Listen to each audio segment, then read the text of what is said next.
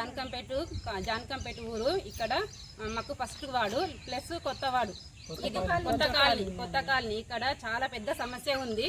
ఇక్కడ మురుగు బావి ఉంది, గ్రామ పంచాయతీకి సంబంధించింది. చాలా అంటే చాలా చండాలమైన వాతావరణం. అక్కడ దోమలు, ఈగలు ముసురుకొని చాలా గలీజ్గా ఉంటుంది.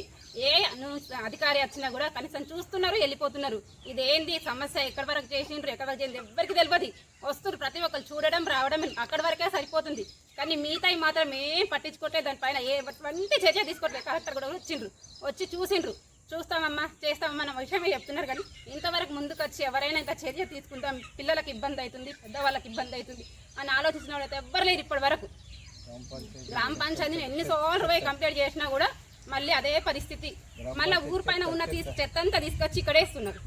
అది ఎంత గలీజ్ అంటే ఎటువంటి చెత్తని తీసుకొచ్చి ఇక్కడ వేస్తున్నారు. చాలా సార్లు అడ్డుకున్నాం ట్రాక్టర్ని, వేయొద్దు మాకు ఇబ్బంది అవుతుంది అంటే మీరు వెళ్ళి అక్కడ కంప్లీట్ చేసుకోండి అని చెప్తారు వాళ్ళు. అంతవరకు చెప్తారు.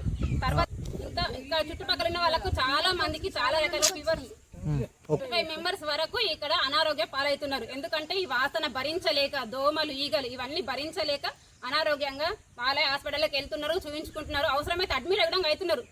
చిన్న పిల్లలు, ఈ పిల్లలకు ఏం తెలుస్తుంది, వీళ్ళకు ఆ దోమల గుట్టి డెంగ్యూ వస్తున్న వలన ఈ పాపల పరిస్థితి ఏంది, ఎక్కడి నుంచి తెచ్చి చూపించాలి మేము డబ్బులు పిల్లలకు, పెద్దవాళ్ళకైనా కానీ. చిన్న పిల్లలు, సంవత్సరం పిల్లలు కూడా ఉన్నారు ఇక్కడ.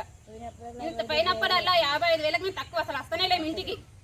అడ్మిట్ అవ్వడం 2 టైమ్స్ అయింది పాపకి ఇప్పటి వరకు.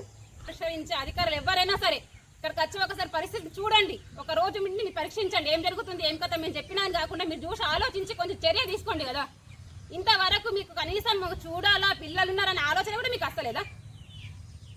పన్నులు కడతలేమా మేము? అసలు గ్రామ పంచాయతీకి ఏం చేస్తలేము?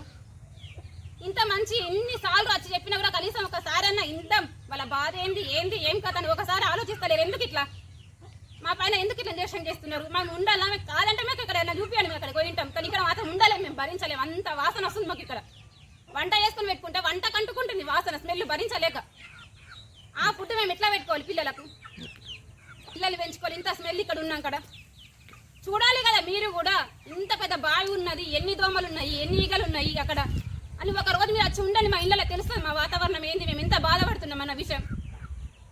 మీరు ఇన్నిసార్లు చెప్పినా కూడా ఈ చౌన వింటున్నారు, ఈ చౌన వదిలేస్తున్నారు. ఇంతేనిగా మా పరిస్థితి. ఇట్లా ఎన్నిసార్లు చెప్పాలి మేము? మీకు కొంచెమన్నా ఉంటే ఒక్క రోజు లేకుండా ఒక్క రోజు దానికి మీకు టైం దొరకదు కదా.